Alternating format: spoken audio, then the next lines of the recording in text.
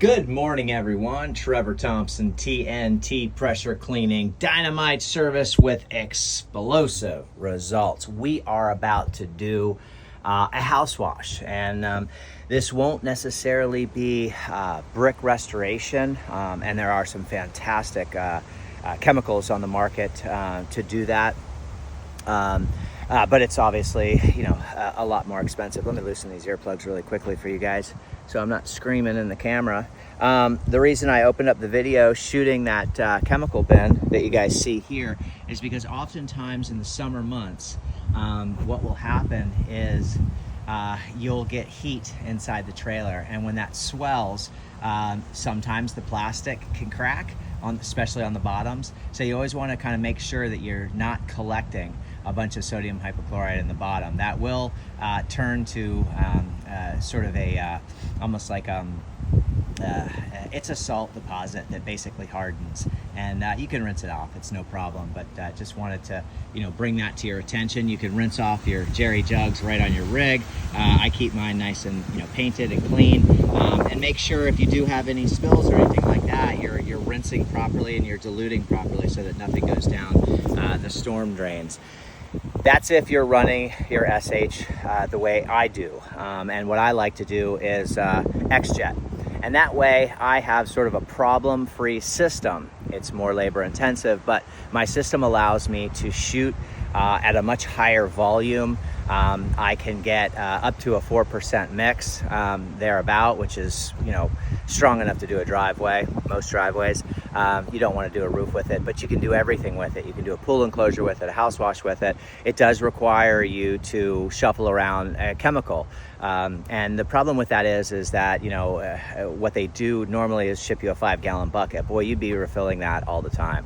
I put about 25, 30 gallons in a 55-gallon vertical SH tank, and I've got 100 feet of 3/8 polybraid siphon hose. And I'll show you what it looks like when I get set up and ready to shoot. And that's why I made this video.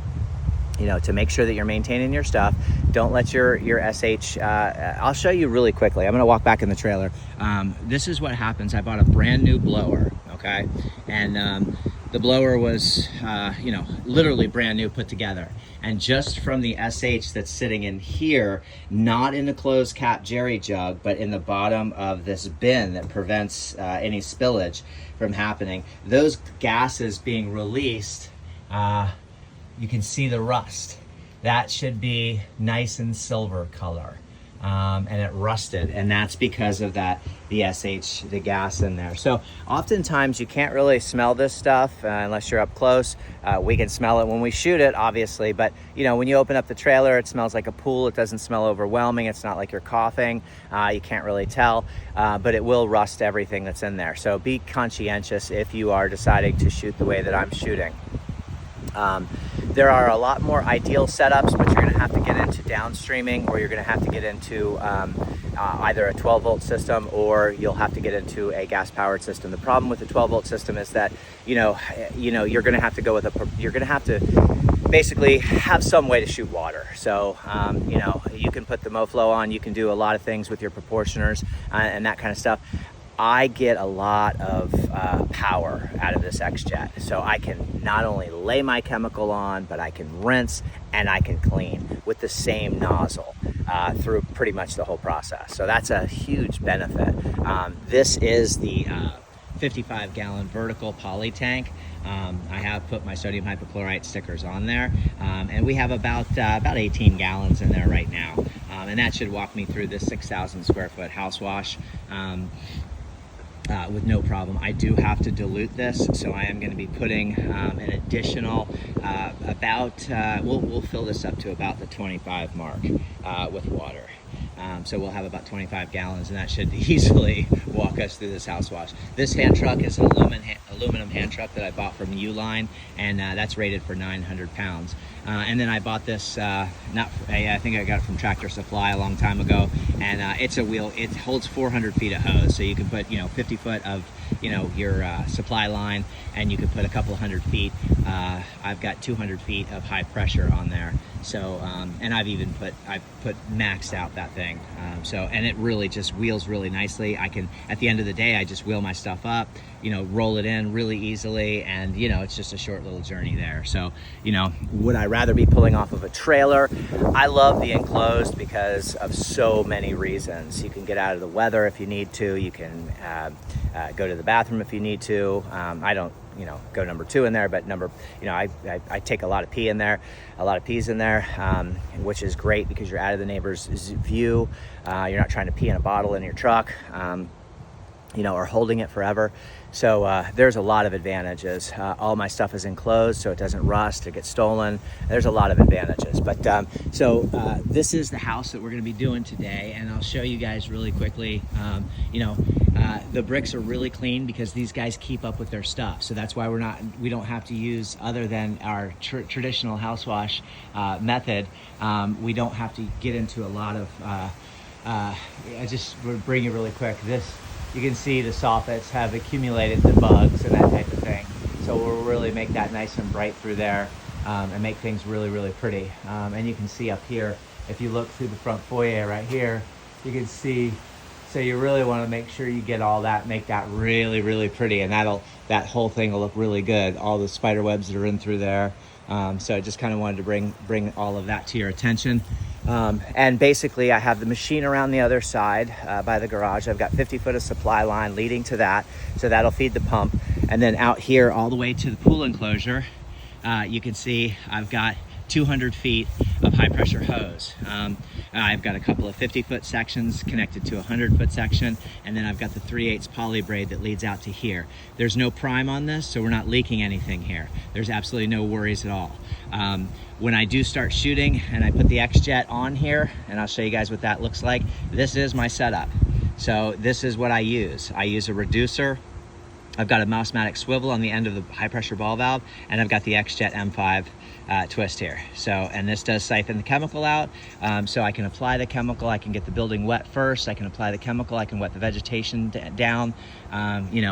Very first thing I'll do is get everything wet. I'll get all the plants and grass wet, I'll get the building wet, the gutter line, the fascia, the flashing, the soffits, all the walls, the windows, get that nice and wet. Then I'll lay solution on. While the solution is dwelling, I'll go back through, water my grass and my plants, and then I'll begin rinsing all of that solution off. And if there's any stubborn areas, I'll use a more aggressive tip nozzle, which is an adjustable nozzle. So you can go from a nice fan all the way down to a 0 degree. We have 17 mile an hour sustained winds today. So, you're gonna want something, if you had a 12 volt system, depending on what you're shooting, you're gonna have a difficult time, reaching some higher peaks, because with a 17 mile an hour wind, that's just kind of how it is. So make sure you get behind these bushes, you know what I mean? There's all kinds of places where you're gonna have to get inside of to get that brick nice and clean, and make sure you're paying attention to everything. You can really see up under here what that looks like. You can just see, how bad that is. So we'll get a nice little picture here of that. And then you can see your crown, see up here above the window. You can really see what that looks like. So we'll get a nice little picture of that. And just kind of wanted to show you the rest of the video, which is just where the machine is set up. I always set the machine up on the grass. Now, if you had an open trailer, you'd be pulling right off your trailer, right? I run 50 feet of supply here. The rubber grommets on the end of the machine will vibrate, and they will cause stains on the concrete. So just be conscientious of that. I always keep my machine nice and clean. As you can see, this is an older machine. And yes, I did get some overspray on the gas tank, but I don't really care about that. That will really rust bad. You can see where she's all bubbled up. So I put a little spray paint on there, make that pretty, and that way it's, it looks nice. You know what I mean? You want your stuff to look good. You know what I'm saying? So you know, and there's a little bit of overspray on the gas tank, like I said, and it doesn't really bother me because it's just like aesthetics. So the house wraps around, obviously, around there and around there, and you know, I get all of my moldings, you know, all of my garage door moldings. You can see, you know, what you've got going on here, you know, so you've got your spider webs that are all in there and that kind of thing, and that comes off with just a little soap. You know, the SH is great in regards to a brightener, so it'll make this rubber molding a little bit whiter. This is not in bad shape at all, and that's because these homeowners keep up with their stuff, and that's how you preserve your things. I have a friend of mine who's a finishing carpenter, and he's doing some work on the house next door to me because it had flooded, and she's a snowbird, and I take care of her house during the time that she's not there. And he had to, you know, rip out the carpets and put new flooring in. He had to, you know, cut drywall. He had to replace baseboards, replaster some areas in the ceiling, and so on and so forth. And he asked me, he said, is this house cleaned? Because if you don't clean your house, the interior of your house, the dust and everything will attribute to the breakdown of your surfaces, you know, unless it's plastic and it really can't absorb into that. But, you know, over time, dirt, as we all know, wreaks havoc.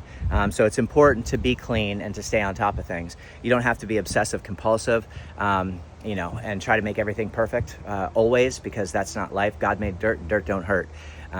But I will say that you know, it is important to routinely maintain whatever it is, whether it's your new motorcycle, your new car, your house, yourself. Maintenance is the key to looking good and feeling good, and preserving the integrity of whatever it is that you're trying to preserve. Always know that you're trying to do your best out there, and that's what we're doing here today. We're going to make this brick look really nice. We're going to get the soffits cleaned up. We're going to make the gutter line pop and really bright, really brighten up, and things are going to be great. Have a great day, everyone. Keep cleaning out there. Stay safe, and make sure to maintain your own stuff. You know, keep your stuff nice and clean, lubed up, oiled up, and shined up. Take care. Have a great day. We'll see you on the next video. Bye-bye.